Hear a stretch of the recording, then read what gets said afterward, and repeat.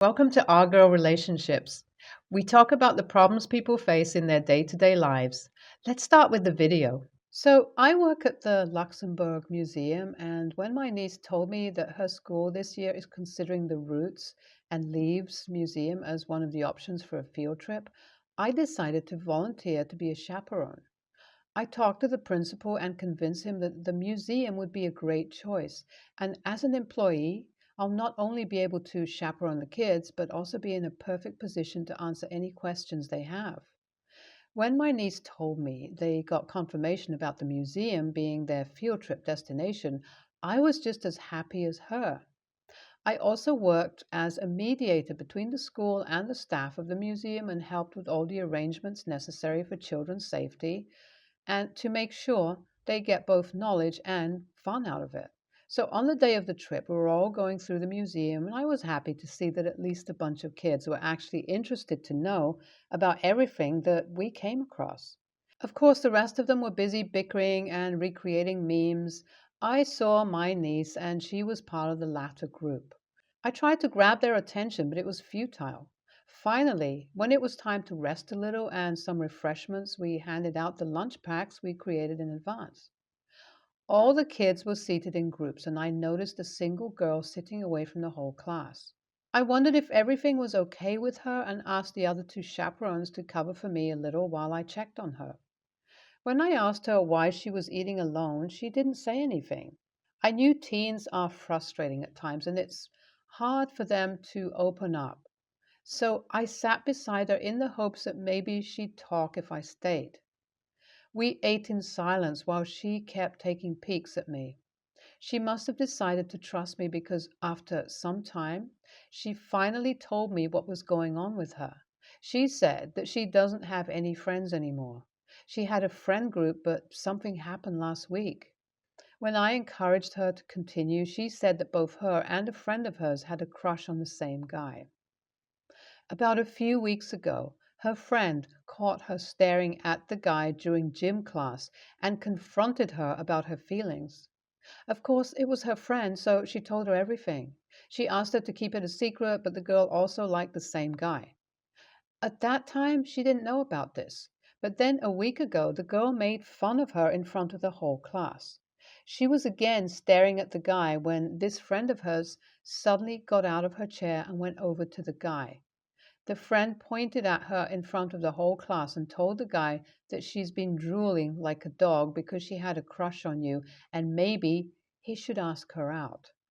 Of course, it was the wrong move because the guy was popular for being shy and he actually turned around and left the classroom. After that, everyone made fun of her, and when she asked her friend why she humiliated her like that in front of everyone, her friend said that she was just shooting the shot for her, and now they both know he's not interested in her. She could start moving on. That's when she realized that her friend liked this guy too. Since then, they had stopped hanging out, and she's too embarrassed to interact with anyone in the class. It was a silly teenage problem, and I knew in front of the real world it was nothing to cry over. But I understand how difficult those years could be for a teenager that's just trying to fit in, and instead of telling her to move on or look at it as a joke, I asked her what she was going to do now. She smiled a little and told me that she has a plan. Her friend's birthday is coming up next month, and she's planning to make up with her so she can go to her party. Of course, most of their friends will be there, and the girl will definitely invite the guy over because she likes him. That's when she's going to take her revenge. She's planning to get her friend completely drunk. I asked her, wouldn't that be illegal considering they're only 17? And she just gave me an annoyed look, saying everyone drinks before being legal. I decided to let that point drop for the time being in view of her actually opening up to me. Then she continued telling me how every time her friend drinks, she becomes a totally different person and starts acting weird. She danced like a monkey and would start laughing at her own body movements. Everything and every comment somehow becomes 10 times funnier for her, and she has a habit of kneeling over or tripping over her own 2 feet while laughing. So when the friend gets completely wasted on her birthday, she's going to take her to the guy and ask her to keep an eye on her because she'd be too drunk to tell a pole apart from a human. Then the friend would end up embarrassing herself in front of the guy she likes and everyone else present there. She'd finally have the taste of her own medicine. While she was talking about it, something clicked in my mind. I asked her when it was her friend's birthday, and she told me it's March 6th. And it hit me. That friend is none other than my niece. My niece's birthday is on March 6th. But just to confirm, I asked her the name, and when she said Layla, I wasn't even surprised. That's my niece. Now, I just found out about a girl planning to take revenge on my niece by completely humiliating her, possibly to the point where Layla could suffer emotional damage.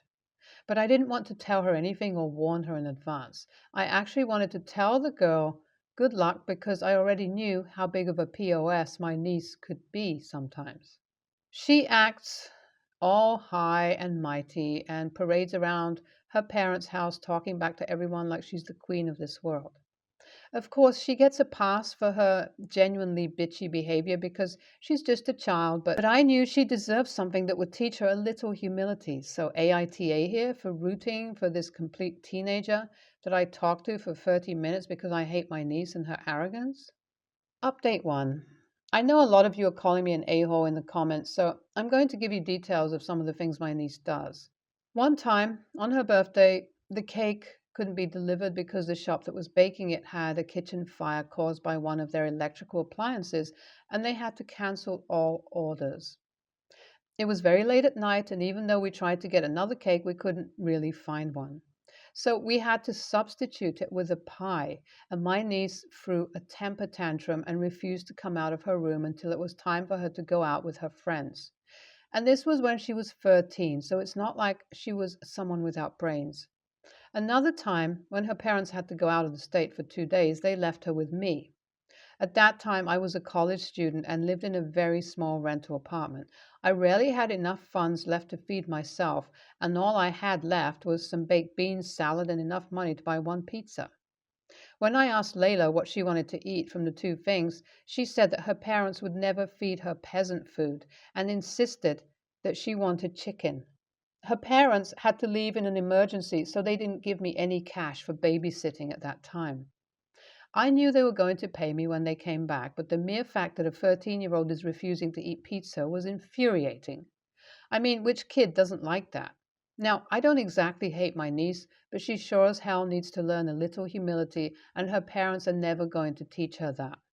Despite a lot of you saying I should have told my niece about her friend trying to get her drunk so she'd end up humiliating herself, I didn't think she needed to know.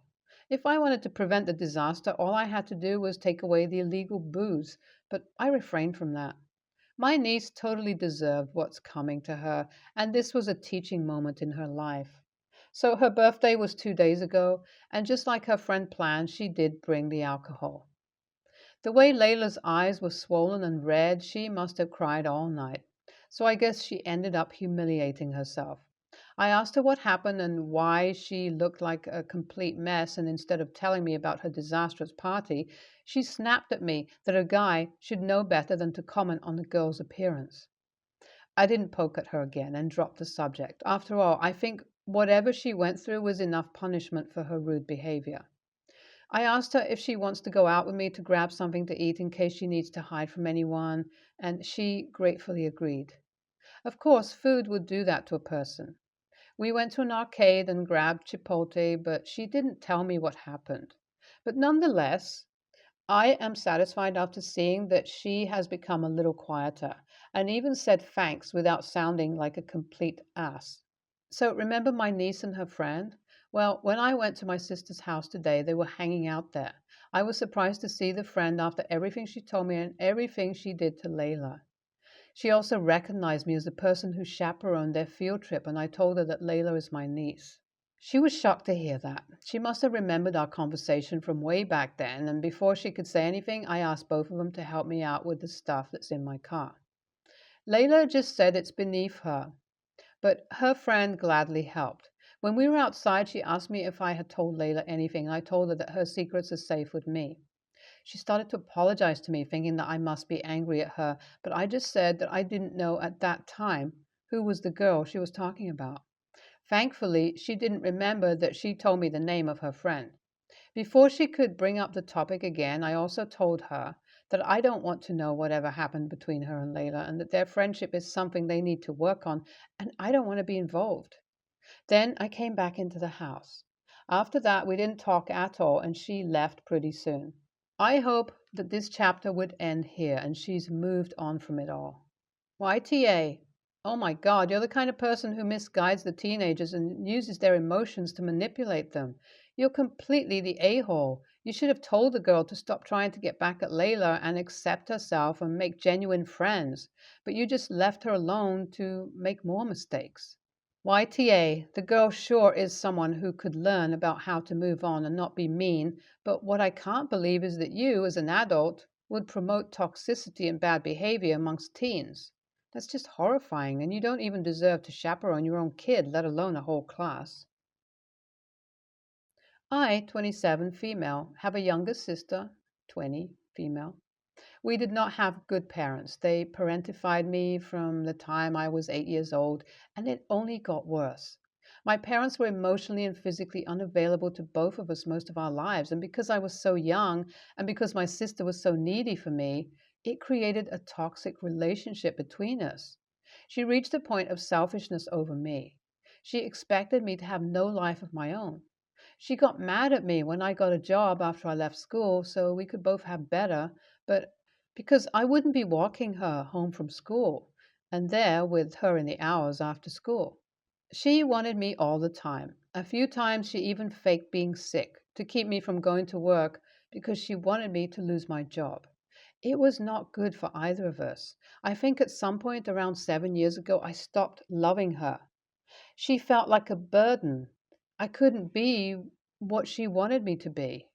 She wanted someone who knew everything, who loved her and wanted to dedicate my life to her. She also wanted someone who would do what she wanted. That was not me. I ended up moving out. I would send money for her, but I rarely visited because when I was there, she wanted me to cook her food, wanted me to buy her nicer clothes, wanted an Xbox, makeup, and all kinds of stuff. From the second I would get there until the second I drove off, she'd be asking for more and more.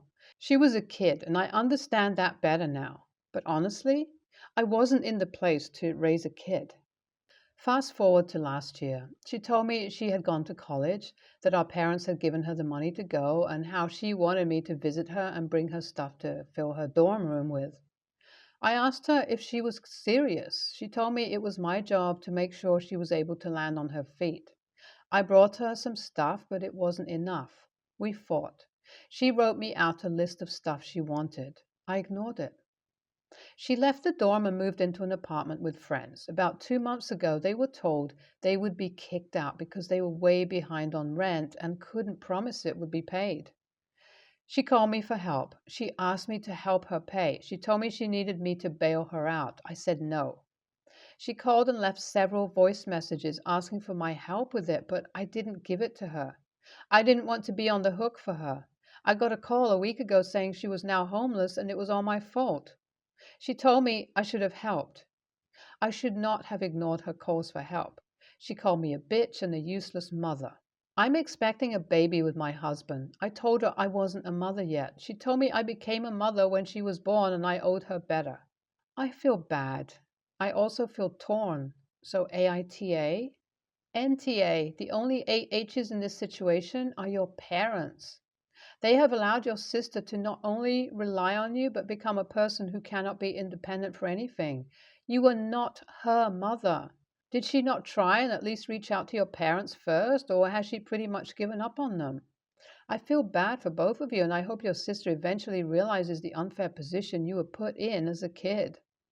I'm really sorry for what happened to you. It was really unfair. And I'm sorry that what your parents did to your sister left her so that she is weirdly insistent on you taking care of her and proving it by buying her things. Even if she was your kid, it wouldn't be your responsibility that she didn't pay rent and got evicted. And it's definitely not when she is your sister. You definitely aren't the a-hole right now, or for the whole situation. In a weird way, I'm not sure your sister is, though she's acting like one. She seems very broken, but you didn't break her. Your parents did. They are the a-holes, and it's not your job to fix her, especially if she thinks she's fine. I, 26 female, am an English and journalism teacher at a high school. I was hired last year, and this year I've been given a journalism class. To preface, I wasn't told I was going to have this yearbook journalism class until the first day of school. I was tasked with recruiting, building the curriculum, doing weekly newscasts, and creating the yearbook. I was shocked and a little excited because I enjoy doing these creative things anyways. I had been a part of both classes in high school and college, but my principal said that she's known for a while and meant to text me over the break, but forgot. So I was thrown headfirst into learning ninth grade curriculum and having to plan for a year's worth of journalism classes that I could have been doing over the break. I'm flexible, I can do this, even though it causes me anxiety. Later on, we get our students and they begin working on the yearbook. I take a 2-week vacation during which they did everything to prep for the yearbook. And I come back ready to hit the ground running. During that time, my principal comes to tell me she wants the yearbook class to do a weekly newsletter on top of the newscast, yearbook photos, and other curricula that requires grades. I say, all right, and put the idea to task. Another thing to fit into a 47-minute class weekly. Now, to the incident. A few days ago, a student in my journalism class came to me in a panic. She told me that the principal talked to her about doing a promotional video for the canned food drive and wanted the class to be in it. She added that the principal wanted them to film it and put it in the news. The student said the principal told her she was in contact with me about it. I looked at my email and phone, no communication. I told her not to worry and sent the student on her way, but began to feel frustrated. Today, the principal throws the door open in my classroom and says, I need your kids for a promo. They'll film it for the announcements.